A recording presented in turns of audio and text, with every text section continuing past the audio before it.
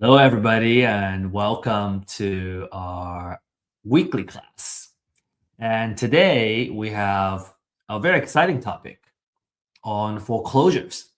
As you know, it doesn't really matter um, where we are in the world. It seems to me that wherever I travel, when I talk about foreclosure, everybody understands that foreclosure is the place where you can get the good deals, good real estate deals. It doesn't matter if you're in America, South America, Europe, Asia. Foreclosure is kind of the one of the most popular places where people know you can get the best deals, and everybody wants to know how they can participate. And because it seems like nobody really teaches you how you can win these deals at the auction. And today we're going to share some of these tips and secrets so you can be well prepared to win some of the deals for your next foreclosure auction. And indeed, the foreclosure auction is a great place to get good deals. Typically you get a 50 to 75% off of the market value. And so you can get a lot of lucrative deals at the auctions. In fact, I know some hedge funds actually specialize in buying at foreclosure auctions.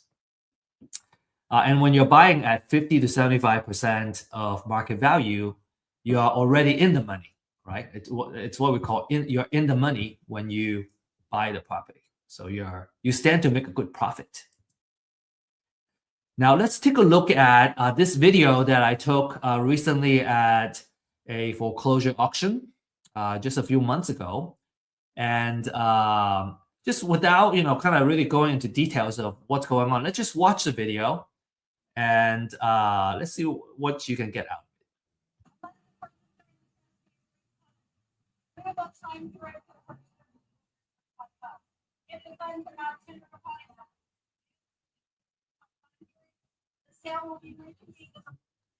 Okay, so that's basically it. I'm gonna cut it out. We're gonna go back to the beginning of the video here.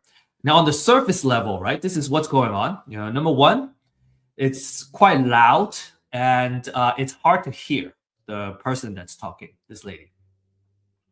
The second thing is that it's a little bit chaotic, but there is order to this chaos, right? So everyone seems to know what they're doing. And there's actually a lot more going on, as you can kind of see, kind of further into, kind of beyond this group of folks. There's more people over there. So what's going on, right? There's a lot of stuff going on. And at the end of this class, right, after we go over these top 10 tips, we're gonna revisit this video, and you're gonna be able to see and kind of break down everything that's going on in this video and what everyone's doing. All right, so sounds like a good deal. And then another kind of natural question is, within, being a part of this foreclosure auction, how do I win these deals? And what are some of the risks and how can I minimize the risk, right? So we want to be very cognizant of the risk that we'll be getting into if we participate in these auctions. And our promise to you is that at the end of this webinar, you'll understand how you can win deals while minimizing your risk, right? There are things you can do to minimize the risk. And this class is for new investors that are looking for knowledge to get started, right? Start buying properties. Or if you're an experienced investor and you're not familiar with foreclosure auctions, this would be a good place too. A lot of what I find is that a lot of investors, even if you have acquired a whole portfolio of properties, maybe they don't even need to participate in the auction to acquire these deals. There are different venues and channels where you can source great deals.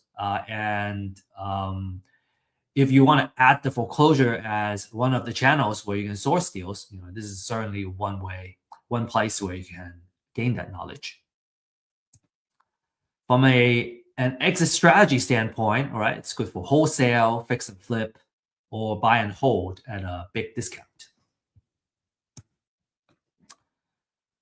And I have found that, when I have the habit of turning off notification, it really helps me focus, and that's how I can get the most out of an important class like this. And also, feel free to use the chat to introduce yourself, share your contact information, and where you live and all that. Who knows? Maybe you'll be able to connect with somebody who is also participating in this class that are in the same area, and make an effort to connect and set up a meeting after the class. This is important because over the years, we have found that people who network in the same class tend to end up kind of pulling the resources together and partner up together.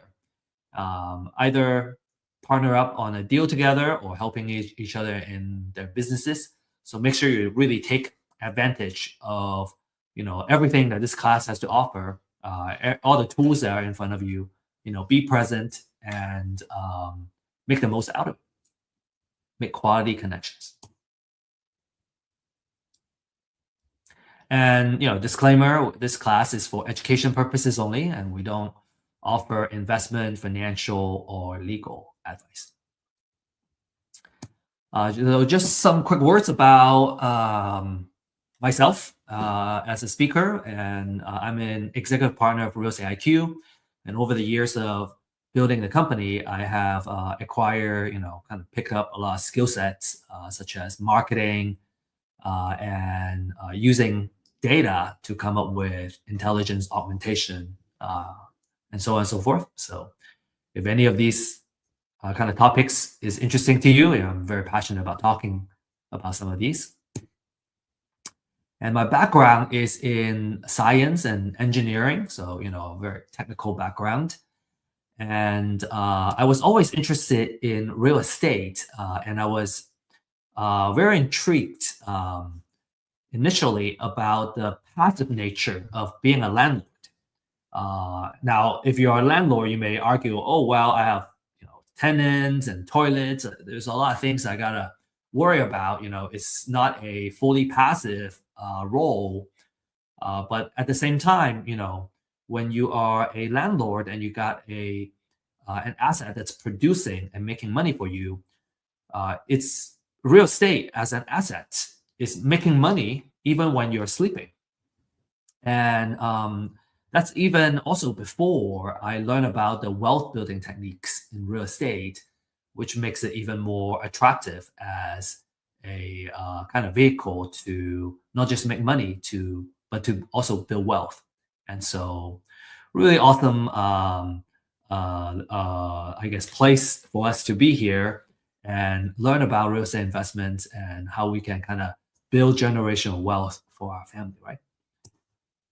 Now, the struggle I have found is that, number one, it was hard to get the knowledge we need in real estate investments. It's kind of, hard to find, right? The schools, they don't teach you.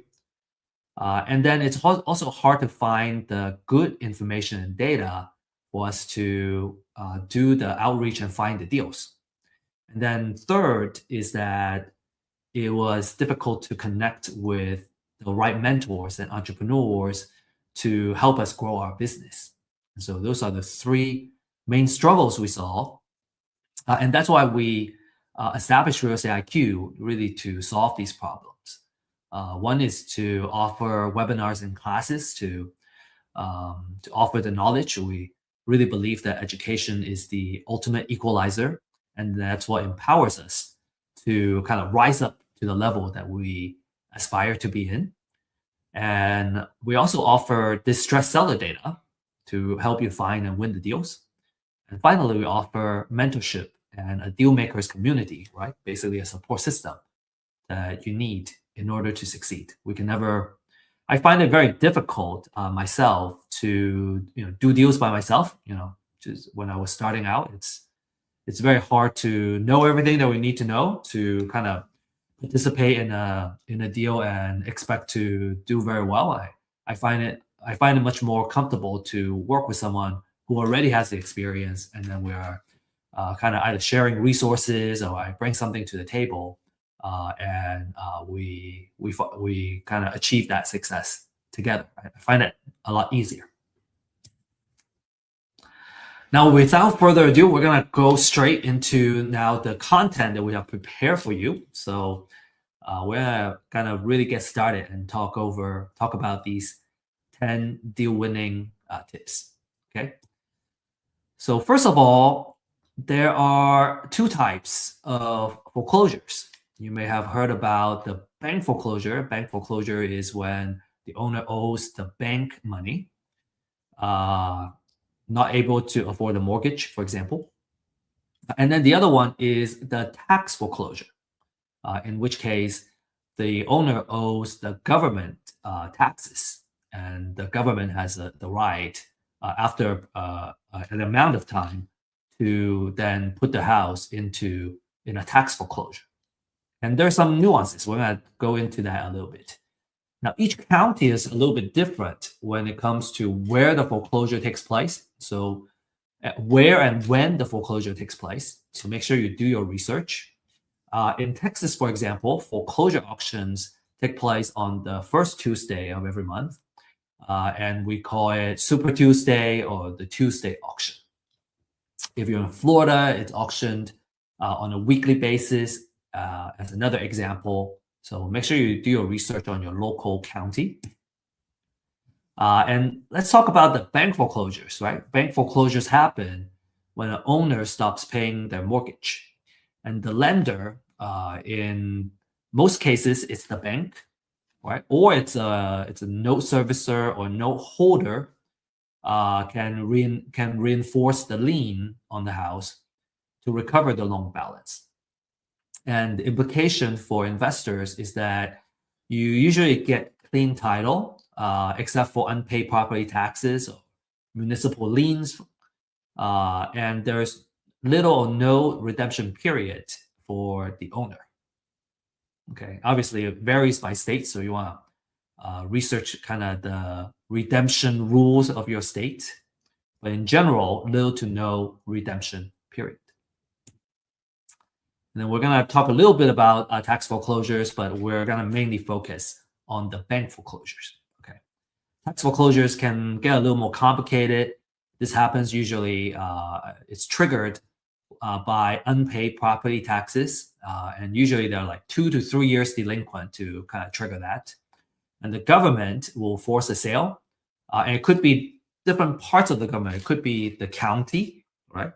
It could be the city, or it could be the city, the school district that forces the sale.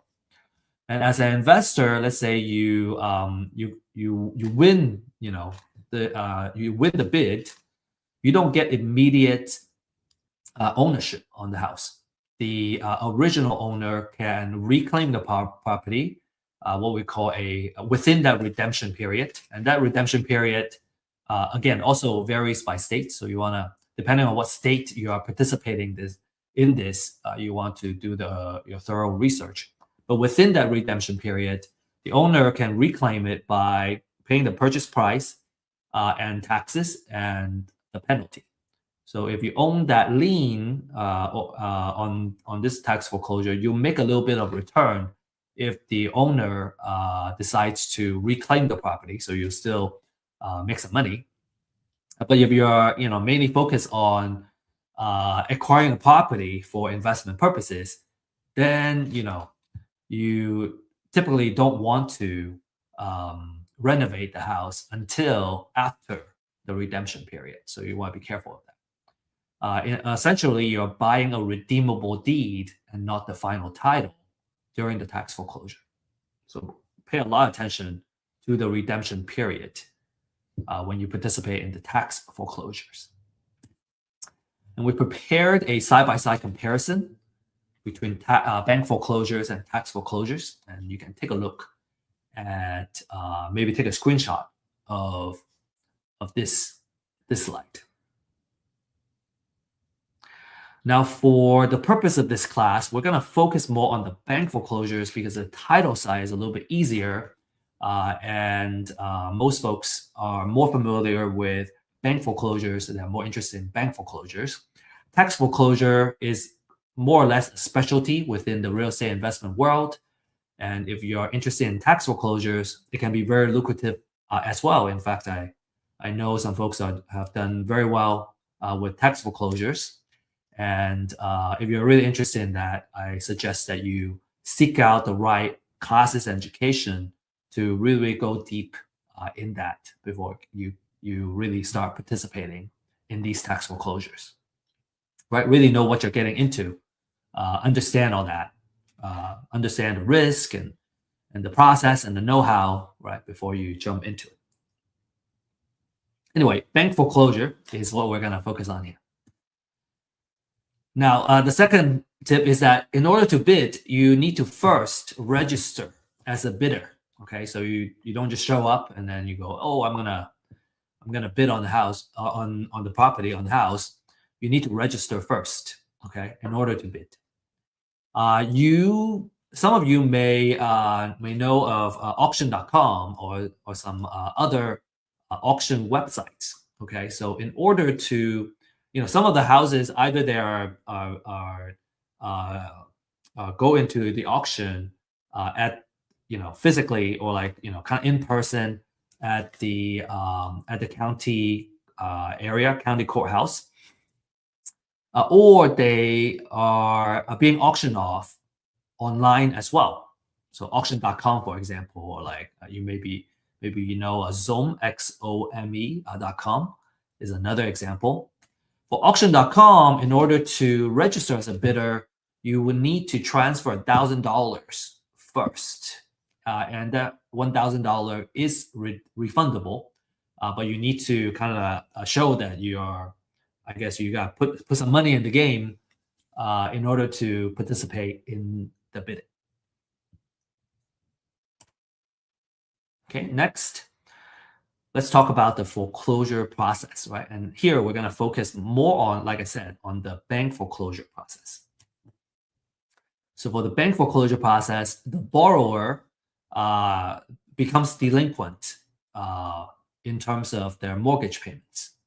And usually, more than 4 months of mortgage payments, this will start kind of trigger the foreclosure process. The lender will order a trustee to send the letter of demand. And when that happens, the borrower has at least 30 days to pay off the delinquent payment. Or what happens is there will be a notice of default that gets filed and an intent to accelerate the mortgage note. And then it takes about 20 days for that to happen. And after the cure period expires, right, when the borrower kind of misses that cure period, then the lender gets to file a notice of sale. And we're going to take a look at an example of the notice of sale in a little bit. And that happens at least 21 days before the next auction. So, as an example, so let's say our upcoming auction is on the 2nd of the month, for example, and today is the 15th. Again, I'm making an example, and that's less than 21 days away. So it's not going to go into the auction in the upcoming auction, but it's gonna go into the next month's auction. So that's what the at least 21 days is. If the upcoming auction date is less than 21 days, then it's not gonna go into this upcoming auction, but the one next coming up next. And the property will get auctioned typically at a courthouse step. Again, every county is different. Some counties have it in a conference center. They have a lot of properties going to auction. Some counties, are in a courthouse, in front of the courthouse. And a lot of times it's kind of outdoors too. So like the video that I shared earlier is actually outdoors, which is why it was so loud. There was a lot of traffic, noises, and then people kind of talking over each other too. It's typically, between 10 and 4 p.m., 10 a.m. to 4 p.m. And so it's either gonna get sold to the highest bidder, or it gets reverted back to the foreclosing lender and becomes a real estate owned property, REO. Now, so why the either or, right? So typically, a lender has a minimum amount that they would specify. So if the bids are, so let's say the minimum amount is 100,000. If all the bids are under that $100,000, then the property is gonna revert and go back to the lender. But if the bids go above that minimum, in this case, 100,000, let's say the bid went up to 120,000 to the of the highest bidder, then the house is going to go to the bidder that bids 120,000 because it's already above that minimum amount specified by the lender. Okay, and if you have questions, if I didn't explain a particular concept very clearly, feel free to post your questions on the chat, and we can discuss more after, and we can discuss your questions. Okay, number 4, we gotta know how to find properties going into the auction. This is public data, public information, but it's not easy to find, right? It's the information is not easy to find. So we're gonna, share with you how you can find this information. Okay, so what you want to do is to Google, and you can either Google, the name of your county, notice of sale, or the name of your county, foreclosures. And usually it will pull up the right link. Some counties may be a little bit harder to find, but if you just dig in a little bit further, you should be able to find the right website and find kind of figure out where you can find these foreclosure notices. You can also find it at the courthouse. It gets posted in front of the courthouse as well, and it will be kind of on paper. You have to flip through all of them and maybe take pictures of them. If you can find them online, well, they're going to be digitized, and it's going to be a lot easier to locate the information that you need. So a notice of sale looks like this. This is an example of a notice of trustee sale. You get the foreclosure date here. What time, right? This one says it's between 10 and 4 o'clock. Beginning not earlier than 1 p.m. and not later than 3 hours later. So actually, it's between 1 and 4 p.m. Right? So if you want this particular house, you want to show up between 1 and 4 o'clock. You don't have to be there for 6 hours. That's good. That's good news. And then you have about 3 hours there, and you got to figure out who the trustee is and all that stuff from here. And then you get the property address, the legal description, and everything. So a lot of information are on this notice of sale.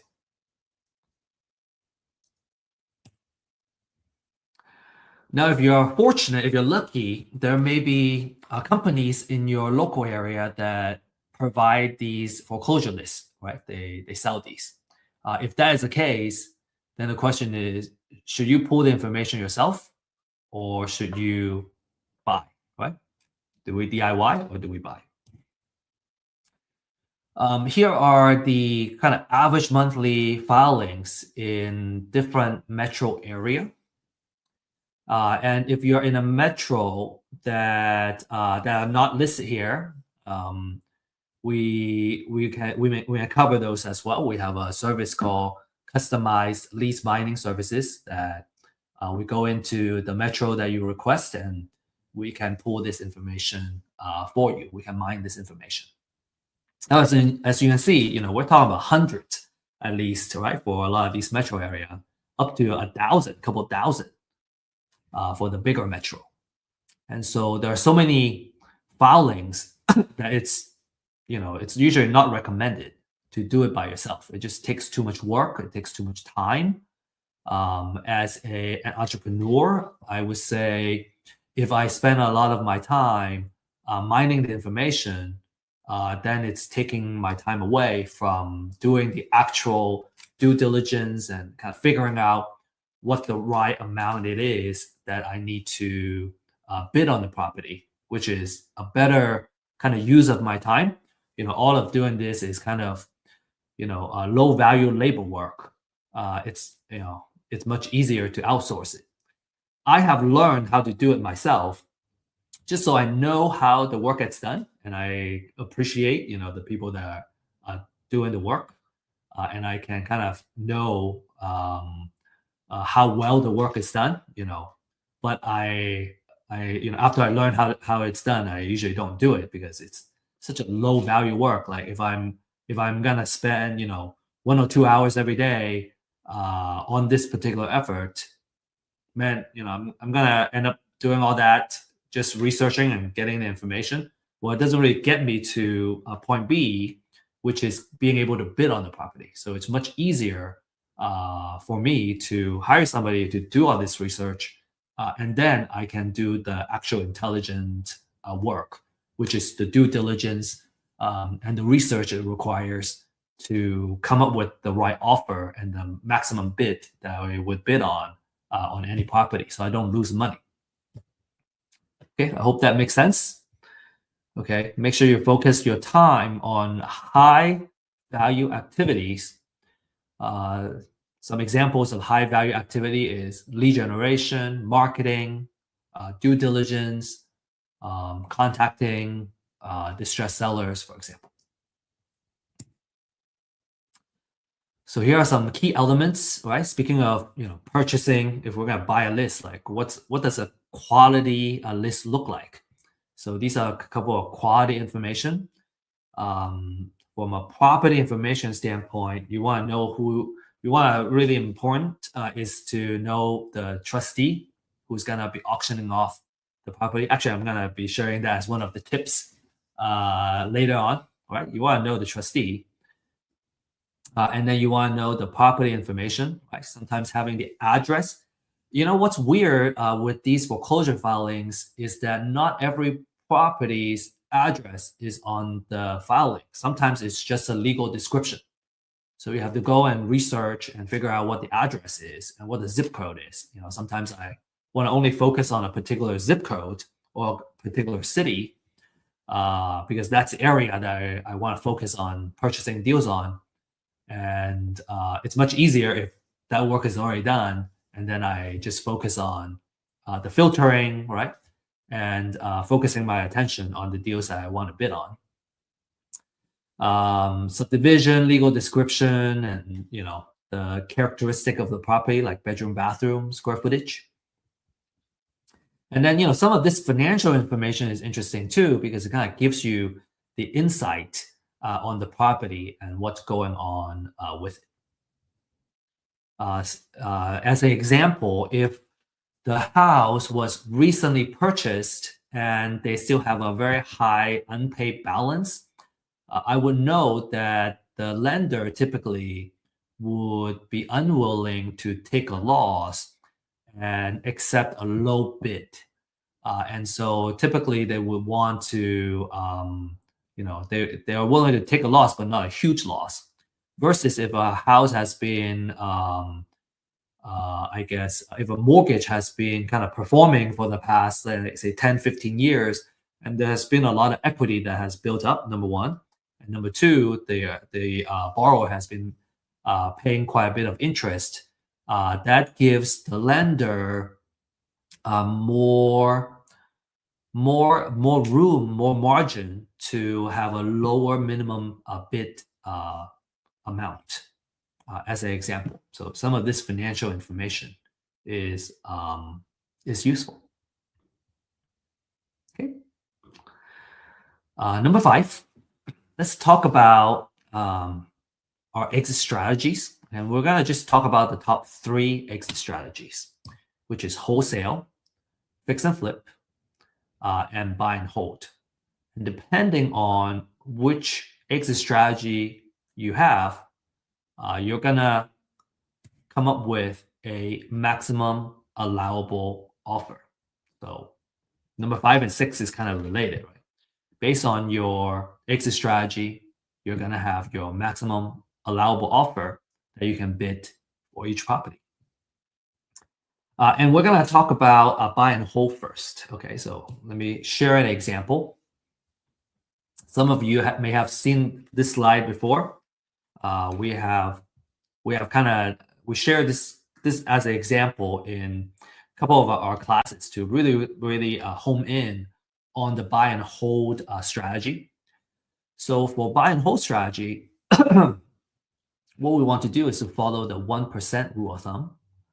And basically, that 1% says that our monthly rent should be at least 1% of our total overall investment for the property. So if I put in $250,000, I want to make $2,500 a month at least.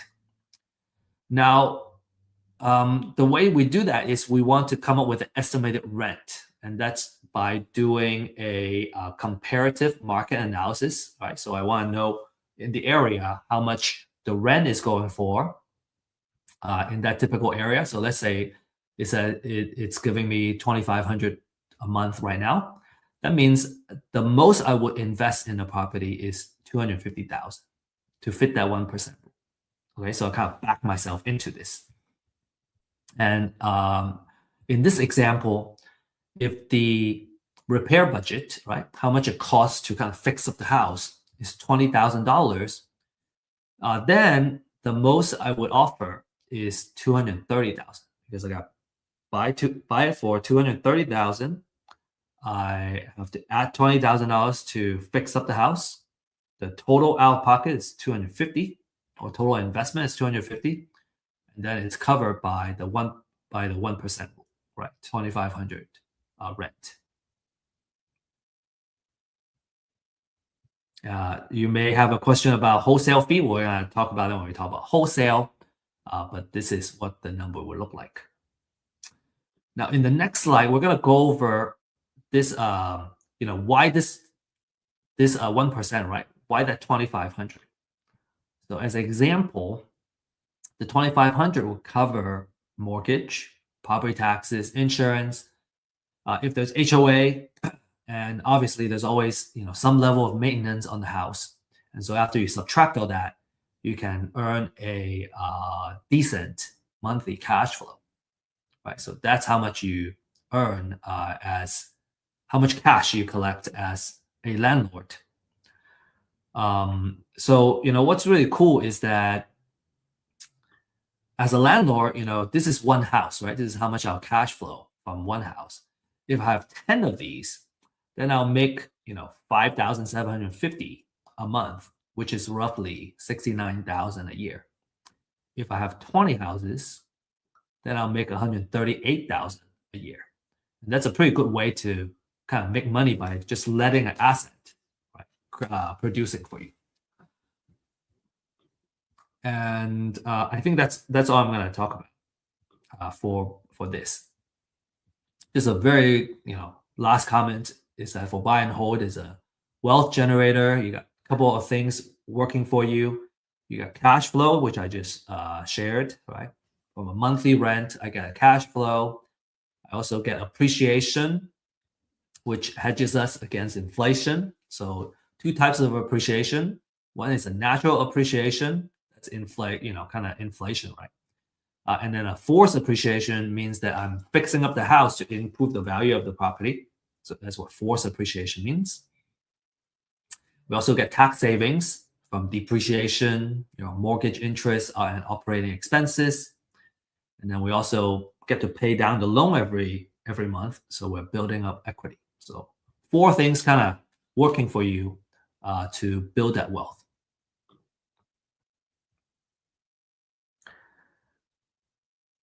Next, let's talk about fix and flip, right? That's a 70% rule of thumb.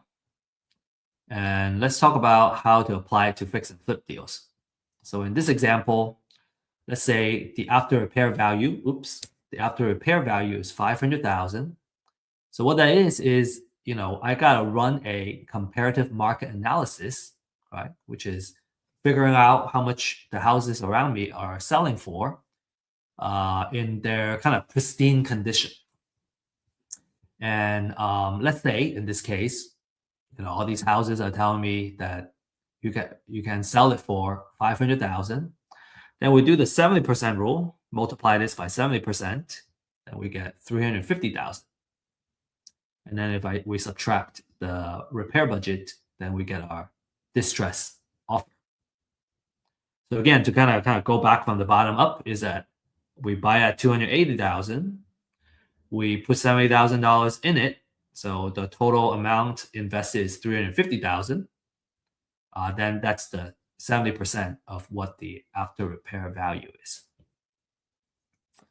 And for completeness, we're gonna also kind of explain what the 30% is. You may have seen some of these slides in some of our classes. We like really kind of discussing these models, and sometimes repetition is great because it takes several times to really kind of understand the model. And so, so again, if you have seen these slides, feel free to skip it if you would like, or just kind of keep listening to it, and because maybe just hearing it several times is gonna, I guess, improve the understanding of these different kind of models and how do we come up with this offer. Because the maximum allowable offer as a concept is one of the most important things in real estate investment. It makes sure that you don't lose money, right? By understanding how the money work, how the numbers work. Okay, so let's talk about, okay, if it's a 70% rule, what happened to the other 30%? All right, so we're going to talk about that 30%, okay? And which part is actually our profit. So as an example, 30% of that 500,000 is $150,000.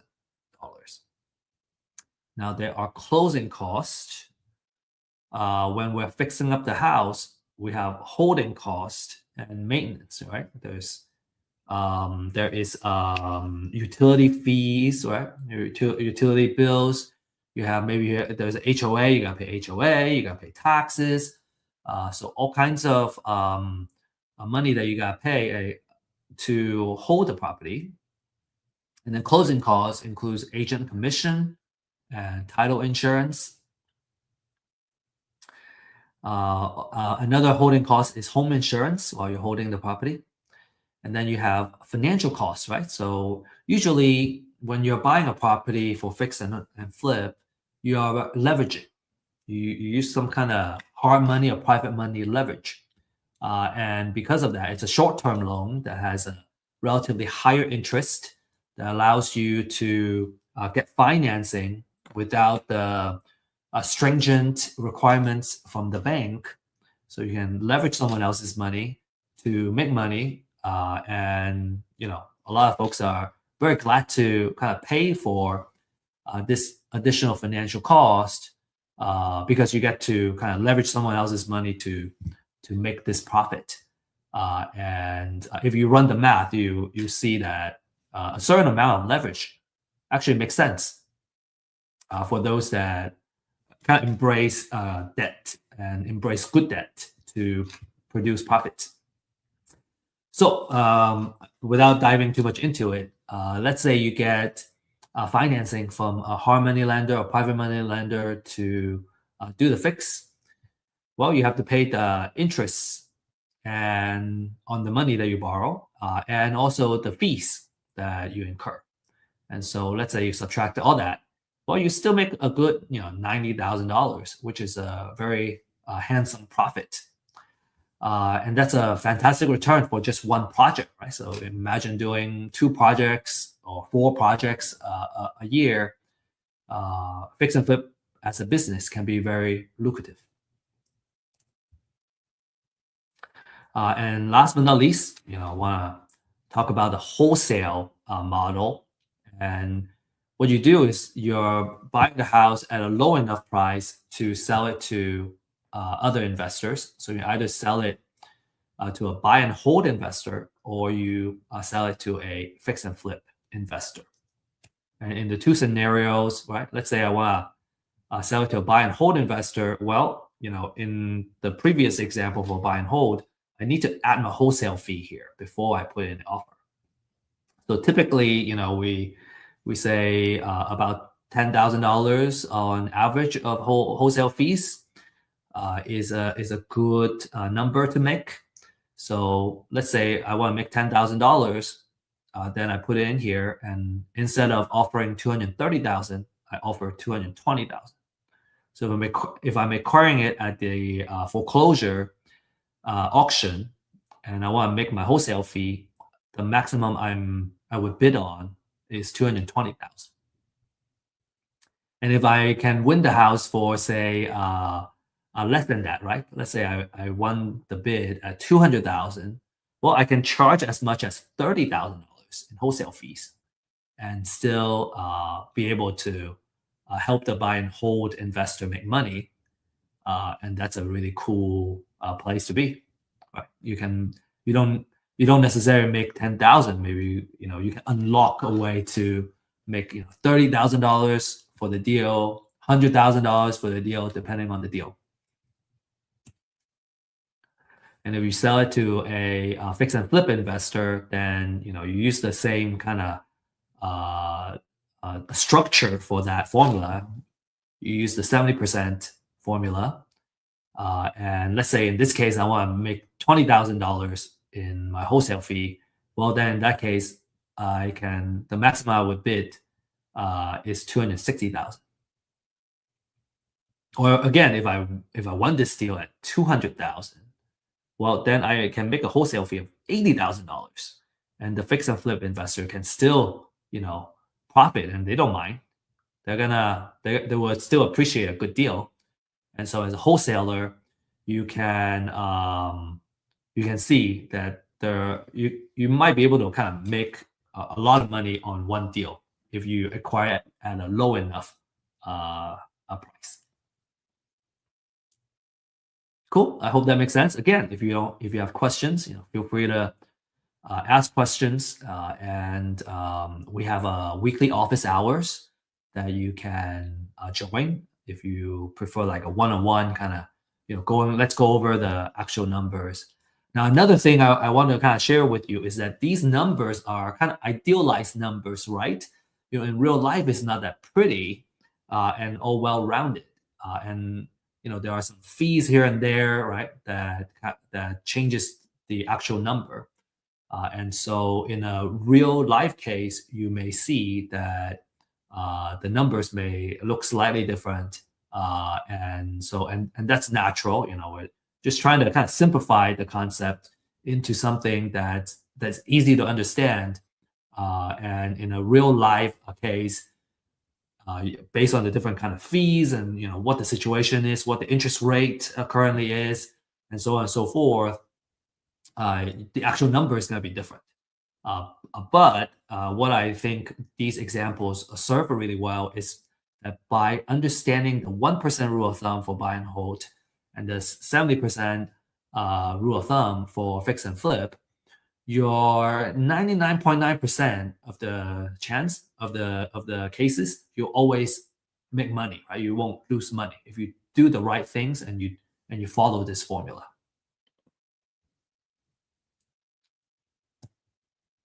All right. I think we spent enough time on the maximum allowable offer. So we're going to talk about number 7, okay? Got to do your real estate valuation. So that's another big fundamental skill set for a real estate investor is being able to do a really good high fidelity real estate valuation. And there are 2 important numbers that you want to get really good at doing. And it's usually it's the same process, right? Using real market data to come up with number 1, after repair value, right? That's what we need for a kind of fix and flip number. And you got to know the market rent, which is good for buy and hold. And usually when I kind of evaluate a deal, I kind of always like to look at both of these numbers because it will tell me which exit strategy works best and which strategy, if it's flexible, right? If both strategies work, that's gonna tell me, hey, this is a really awesome deal, and maybe one or the other numbers work better. One or the other exit strategy works better. Then it will also kind of tell us, okay, this is the way to go.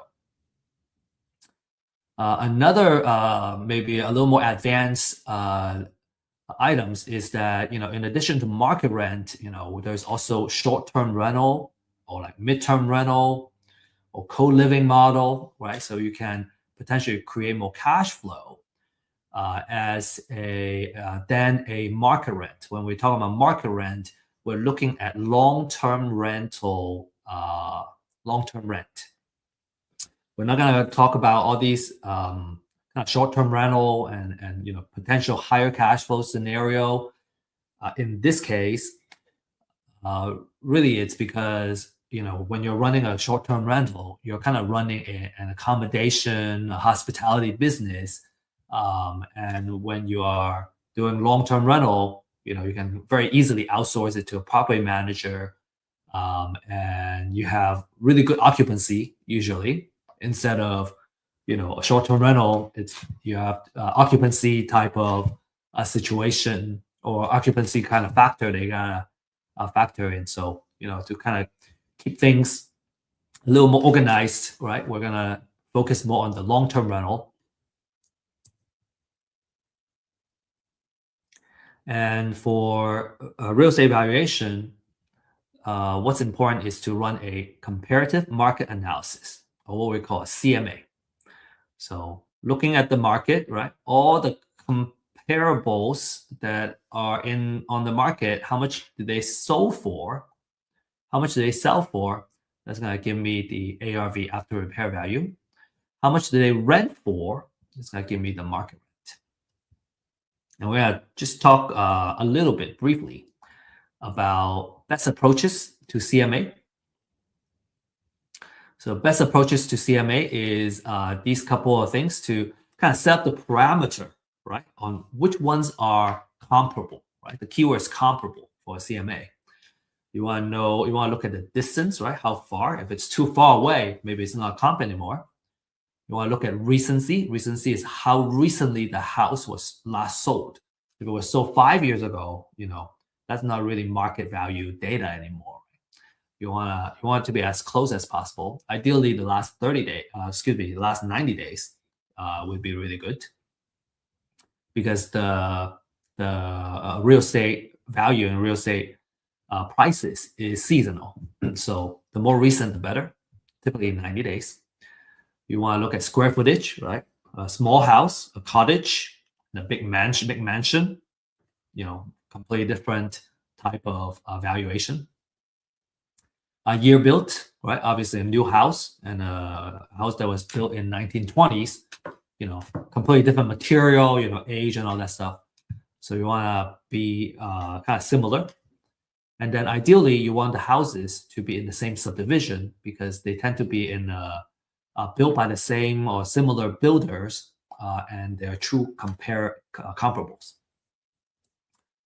So some rule of thumb, and these are just kind of guidance. We put 1 mile for distance. Ideally, it's actually a quarter mile if possible. Recency, at most 360 days, but ideally 90 days. Square footage is plus and minus 20% of the house that we're trying to evaluate. So if the house is say 2,000 square feet, then you're gonna go. You want to pick out the comparables that are 1,600, between 1,600 and 2,400, which is within that plus minus 20% of 2,000. And then year built, as an example, let's say it was built in year 2000. You go from 1990 to 2010, and then you try to choose the same subdivision if possible. Then you're going to choose the best 3 to 4 comparables as the basis to come up with your valuation for the ARV, after repair value, and also for the market rent. So so I guess, maybe just to elaborate a little bit more, for after repair value, I'm looking for sold prices for the houses that have been sold in the area. For market rent, I'm looking for leased prices for the houses that have been leased in the area. Okay, let's move on. Number 8, you gotta know how to minimize your risk. 3 key questions that you need to answer. Okay, number 1, is the house is still there? If there are times where the house goes into a bank foreclosure, tax foreclosure, but actually there's no house there anymore. It's just a plot of land. And if you're bidding on the property as if the house was still there, and you're bidding, you put down a big bid on the house, and there's no house, then you're going to stand to make a big loss. Okay. The way to mitigate that risk is to hire someone to take photos for you. The market a price that I know of is that it's about $25 per property. You can hire someone to take a photo. So based on the photo, you can see the condition, or if the photo has no house, you know that there's no house there. The second one, what other liens are also on the house? Okay, so some key questions like, is the auction is it auctioning off the primary lien, or is it auctioning a secondary lien, right? Are there IRS liens and property tax liens, more senior liens on the property? So those are the things that you want to know, and you understand the seniority of the liens, so that you would know, if you end up, buying the property, is it now a clear title, or is there senior liens that I got to pay off before I can take title to the house? As we mentioned, municipal liens, right? Tax liens, they are more senior than the bank foreclosure liens. So you want to make sure you do those properly. And the answer to that is called a title research. So the market is kind of going for, I think a title company would charge around $200 on the title research. We offer that title research service for $40 to $75. The reason is that we are really focusing on doing research for the purpose of bidding on foreclosures, and we're not going as steep in terms of going 30-year research on a property per se, because it's not needed for the purpose of foreclosure auctions. So we are pricing it at between 40 to 75 per research. And then number 3, how much does it cost to fix the house? So if you have the photos, you can at least kind of see the exterior of what's needed to be done on the house. And this is something that you have to take a risk on, because you can't walk the house and come up with a rehab budget. And so you have to kind of really do some rough estimation on how much it would cost to fix up the house, because remember, the rehab budget is part of your formula for your maximum allowable offer. Okay, so those are the 3 main questions you really got to answer before you bid on the house. Okay, all right, number 9. We got to know which trustee will be auctioning the property. Because if you really want to participate in the auction of a property, you're going to need to know who the trustee is. Where are they? When they show up, you got to know where they are, because sometimes they just kind of show up, they start auctioning, and maybe there are some auctioneers that are very loud and kind of really try to get as many people to participate as possible. But some trustees, different style, they're just reading off of the disclaimers or whatnot. And you really need to know where they are, and when they show up, you better be there, so you don't miss the chance of bidding on the property. Okay, so that's very important. You want to know what time frame they're gonna get bidded. The property is gonna be auctioning, and who the trustee is, and kind of when they show up, you gotta be there. And number 10, you want to have cashier's check ready, and get them ready and bring them with you. Experienced foreclosure bidders usually come with cashier's checks in different denominations. Okay, they have 50K, 30K, 20K, 10K. I think at least 10K, right? Let's say you have a lot. You still want to have, at most a 10K denomination. As an example, let's say you only have $100,000 in the cashier's check, and the property that you want to bid on turned out to be 70,000. Well, because you don't have, you can't break it up. You have to give them the 100K cashier's check. Well, now you have an extra $30,000, which is the difference. It's stuck with the courthouse, the county, for several weeks before they can get the money back to you. So what that means is now you have $30,000 that have been sitting around not producing for you. So usually for the experienced folks, they have these denominations. So let's say it's 70,000. Well, I got the 20K, I got the 50K, and then now I'm good. I can use the rest to bid on another property if I want. Right? So that's very important. They don't make change at the auction. So some bonus information, I want to give you this, and then we will look at the video. Okay, so the bonus, I want to kind of share the what happens during the auction or like after the auction. So after the auction, after the foreclosure, the borrower may still owe money after the foreclosure. If the total debt owed exceeds the foreclosure price, the lender may seek a deficiency judgment and go after the borrower. Okay, so borrower may, in this case, they either owe money or they have to declare bankruptcy, right, in order to kind of deal with that. A bank foreclosure wipes out secondary liens, right, second mortgages or junior liens with proper notice, but it doesn't eliminate debt. So these lenders can still go after the borrower. And then federal, state, and local tax liens will survive. And so you need to pay them when you win the bid. So make sure you do the title searches properly.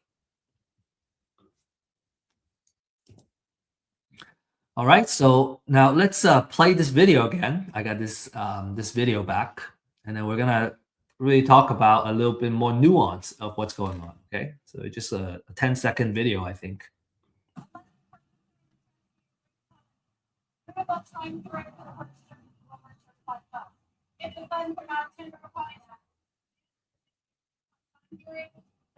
Okay, so this is what's going on. This lady is announcing disclaimers before she starts auctioning the property, and she has a stack.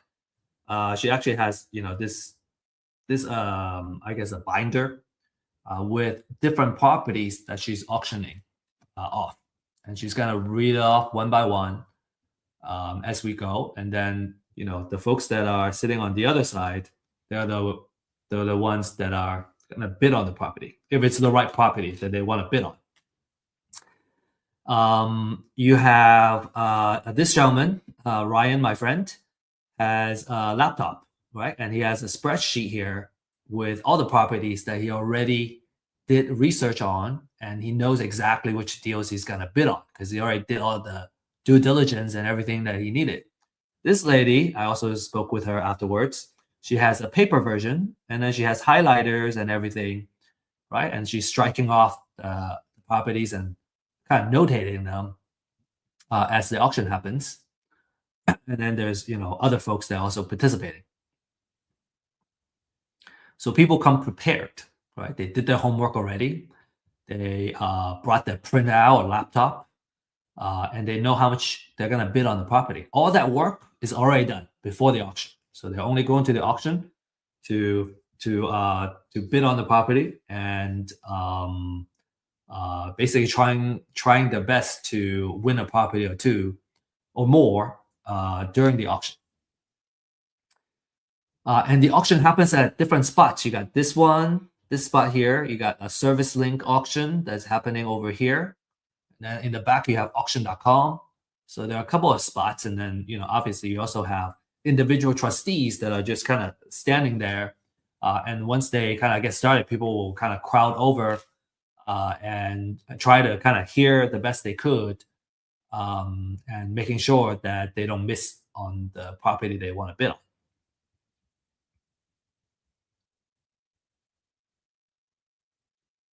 Okay. So yeah, so many auctions can happen at the same time too. So you can have three properties being auctioned off at the same time by three different trustees. So it can be pretty chaotic. And if you really want to go and you want to cover your bases, you want to have several folks that are on your team, on the same team, going in there and bidding on these properties. Okay, cool. So again, if you got questions, find us at our office hours. Find me at our office hours, and we'd love to answer your questions. All right. To recap, we have gone through the foreclosure process. We talked about the different type of foreclosure, and then we talked about how you can find and evaluate deals and all the due diligence that you need to do to minimize your risk, and then all the different things that you need to do in order to participate effectively in a foreclosure auction. So next, you may be wondering how you can get started. So let me just kind of share with you some success cases of our clients and our users. Right, first case, we have a client making $46,500 profit on a deal in Carrollton. He actually is kind enough to share the address of the property as well. And all these are kind of title company escrow printouts that he's able to share. So the second deal, 85,000. Next deal, 88,000, almost 89,000. So there's a lot of profit if you know how to win properties and win deals. There's you can make a great living, and you can also build wealth in the process. A lot of times our clients will kind of leverage, use these profits to purchase properties to hold and build wealth. So you might be wondering, how do I get started? Okay, so for those of you who are ready to take action, this is what we recommend that you do. Number one is you get a foreclosure list. The more research that's been done, the better. So you can, get firsthand data, exclusive research, and everything that you need to know about the houses that are going into foreclosure. For a limited time, there is a disruptive pricing that I'm sharing here. This price is not going to last a very long time. So, there's a QR code here that you can scan and take advantage of it. And then number two, I highly recommend finding a mentor coach, having that one-on-one attention to walk through how to do these deals. I personally find it extremely useful. I don't even know how to do it another way. It seems to me that when it comes to kind of these high value, high ticket deals, just having someone to walk you through it, someone that you trust, obviously, to kind of walk you through the first couple of deals until you learn the rope. I think I would even argue that it's necessary, having someone that kind of hold your hands and kind of show you the way. So we have a deal accelerator program that if you choose to participate, that's what we designed the program to do, is to give you that one-on-one hand holding and training and mentorship to get the deals done, get a couple of deals under your belt, and then you become a deal partner where we do deals together.